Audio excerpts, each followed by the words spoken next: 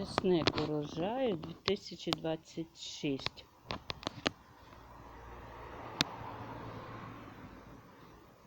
Є і такі великі головки. Ось.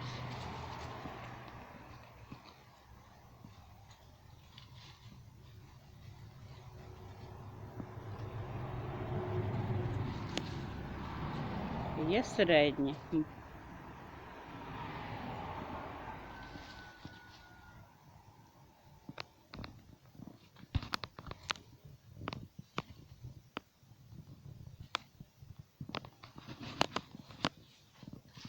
Ось така є.